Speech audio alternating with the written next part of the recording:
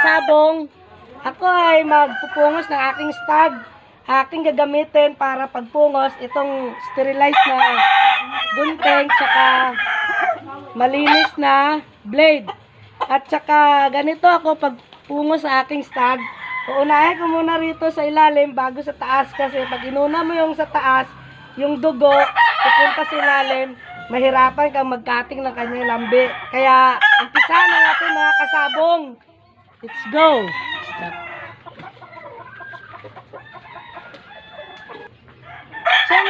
Siya nga po pala mga kasabong, ang aking taghawak ng aking stud ay aking pinsan na si Joaquin Bordado. at itong manok na to, ang lahi niya ay, ang hen nito, blue face.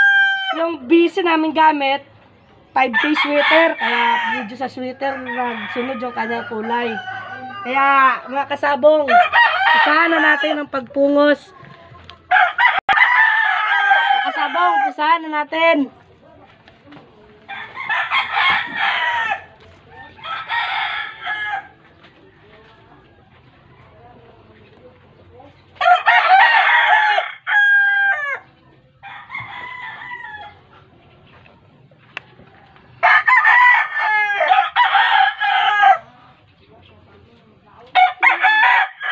Ang ganyan ka ng kasabong, basic lang.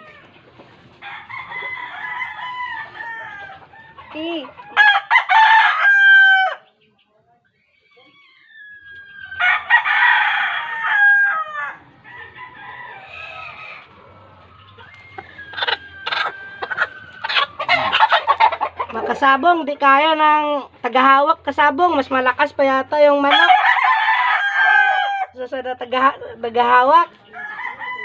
Yan lang kasabong, basic lang.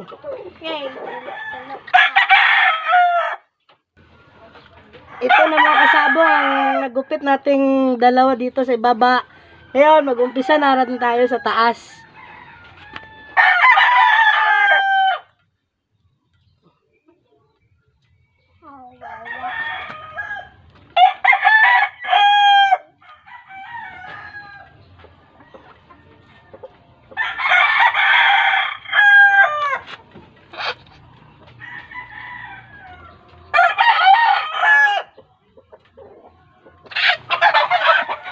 Mga kasabong, dito na natin gagamitin yung gunting sa taas.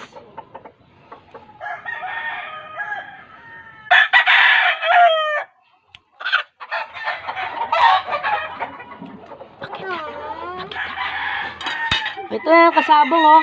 Basic lang.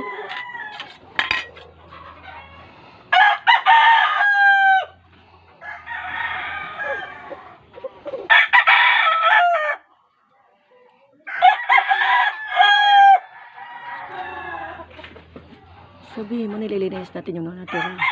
Lilinisin natin ang mga natitira na hindi na tanggal sa pag-ano ng blade para mahamis yung yung paggaling. Maganda yung mukha niya.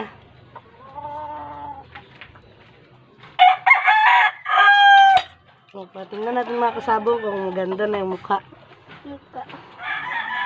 Dali lang. Ayan mga kasabong, tapos na nating gupitan. Ngayon, lilinisan na natin yung kanyang ulo para maganda na siya tingnan.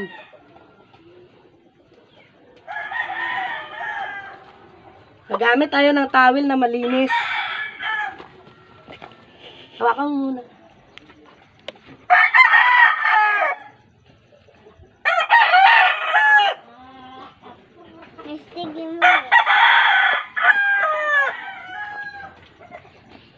O, ganito na siya kasabong, oh. Malinis na yung mukha niya.